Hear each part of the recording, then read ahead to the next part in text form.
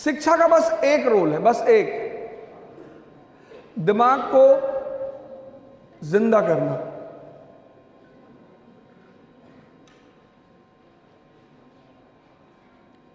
बाकी कोई रोल ही नहीं है। शिक्षा का काम है दिमाग को जिंदा करना। आप कहेंगे कि बेहोश दिमाग कैसा होता है और जिंदा दिमाग कैसा होता है? एक शराबी रात में अपने घर वापस आ रहा था, तो चिकन की दुकान पे गया। चिकन की दुकान पे उसने चिकन वाले से कहा कि एक चिकन दे दो। उसने कहा खत्म हो गए सारे, एक कच्चा बचा हुआ है। हाँ, उसने कहा कच्चा ही दे दो।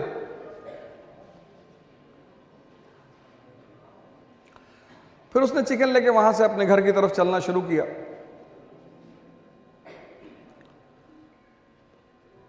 सुन लेना दोनों दिमाग में फर्क।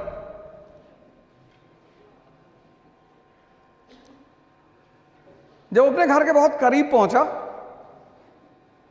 तो बहुत सारे कुत्ते भौंकने लगे उसके ऊपर।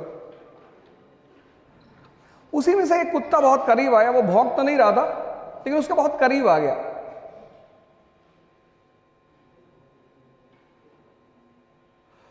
तो उसने उससे पूछा कि चिकन खाओगे? और खोलकर चिकन उसके सामने रख दिया। वो चिकन खाने लगा, वो उसकी पीठ पे हाथ फेरने लगा और फिर धीरे से आगे बढ़ते हुए अपने घर पहुंचा। घर पहुंचा तो वाइफ ने दरवाजा खोलते ही डांटना शुरू कर दिया कि फिर आज वही टाइम, वही रात।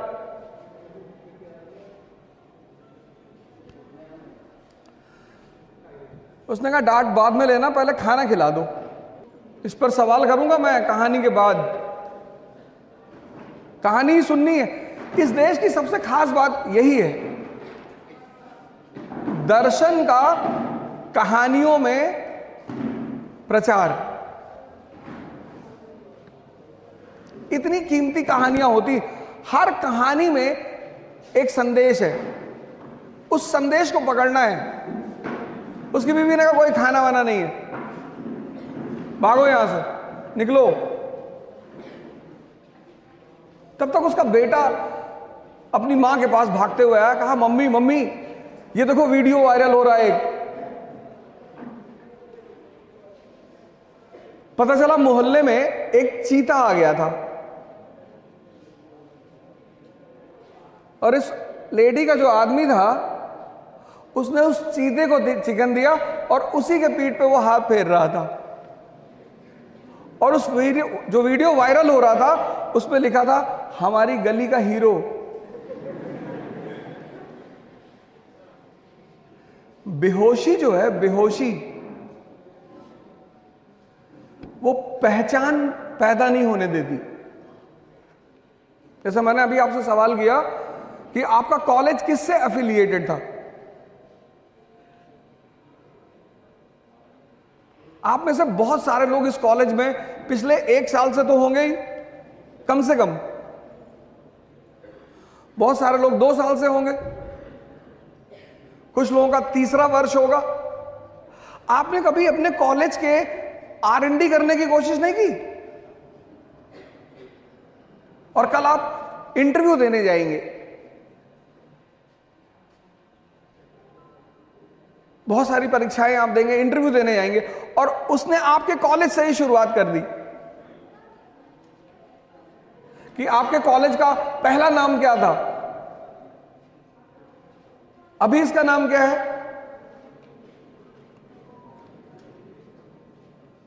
अरे नाम तो बता दो यार।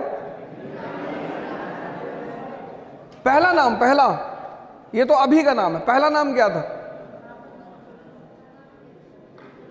चलिए कोई बात नहीं, आज आप क्लास से बाहर निकलने के बाद पहला काम यही करिएगा कि अपने कॉलेज, जो आपके सामने चीजें हैं, जहां आप पढ़ रहे हैं, जहां आप शिक्षा ले रहे हैं, जो चीजें आपके सामने हैं उनके बारे में पता करिए। पढ़ने का मतलब सिर्फ किताब का ज्ञान नहीं होता। पढ़ने का मतलब सिर्फ किताब का ज्ञान नहीं होता। किताब एक बहुत अच्छा माध्यम है मन को जिंदा करने की। माध्यम, कबीर तो नहीं गए कॉलेज, कबीर नहीं गए स्कूल, लेकिन दिमाग जिंदा है। चक्की देख ली चलते हुए, उसी में दोहा बना दिया। चलती चक्की देख के दिया कबीरा रोए, और दो पाटन के बीच में साबुत बचा न कोई। द्वंद।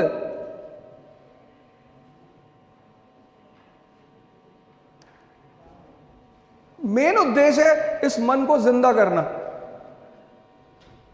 सिद्धार्थ आज कितना बड़ा नाम है, बुद्ध। पश्चिम के विचारकों ने लाइट ऑफ एशिया कहा। चार चीजें देखी, एक बुजुर्ग आदमी, एक बीमार आदमी, एक डेड बॉडी, एक सन्यासी। तो पहली चीज जो मैं आपसे कहूंगा आज इस मंच से वो ये कि कृपया करके अपनी आंखों को खोलें।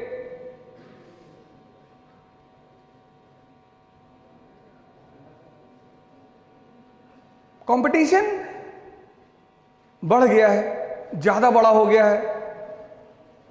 कितने सारे लोग हैं जो तैयारी कर रहे हैं, और कुछ लोग तो 5-5 साल 10-10 साल तैयारी करते हैं।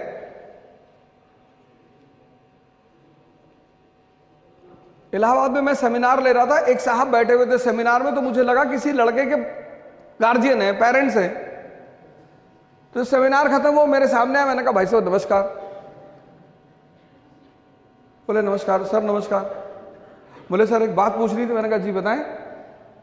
बोले एनसीईआरटी पूरी पढ़नी है।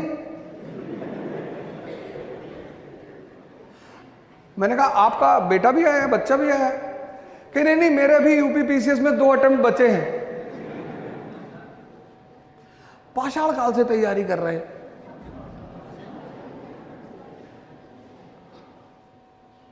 कुछ तो उम्र ज्यादा थी और कुछ शायद परेशानियों ने उम्र को बढ़ा दिया था।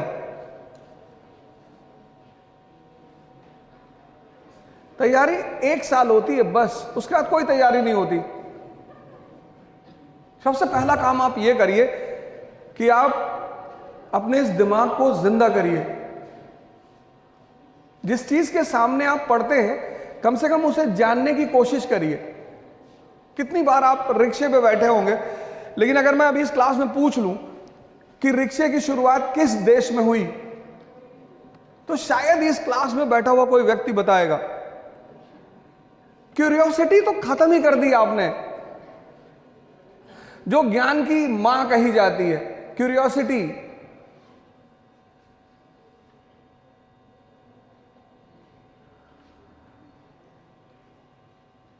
नहीं, इतना शांत होने की भी कोई जरूरत नहीं है, ऐसी भी कोई बड़ी बात नहीं है, छोटी छोटी बात। कोई भी देश महान बनेगा अगर उसका युवा महान होगा। तो 1853 में जापान गुलाम हुआ, 1853 में, और 1894 में एशिया का पावर बन गया। पता है क्यों? युवाओं की वजह से और वहां के शिक्षकों की वजह से। मैंने अभी भारत सरकार को एक रिक्वेस्ट पत्र भेजा है, रिक्वेस्ट किया है कि इस देश के शिक्षकों को वीआईपी का दर्जा दिया जाए। शिक्षक को, और सरकारी, हम लोग तो प्राइवेट वाले हैं, ज्यादा पैसा कमा रहे हैं। क्योंकि शिक्षक को अगर आप पैसा नहीं दे सकते तो भी उसे फर्क नहीं पड़ता, सम्मान दीजिए। उसकी सबसे बड़ी भूख है सम्मान की। मैं अभी आपके गुरुजनों के साथ ऑफिस में बैठा था तो मैं बता रहा था जापान के बारे में कि अगर वहां पे मॉल में टीचर मौजूद है और लाइन है और वो अपना कार्ड शो करता है तो सारे लोग उस आदमी को आगे करेंगे और रास्ता देंगे।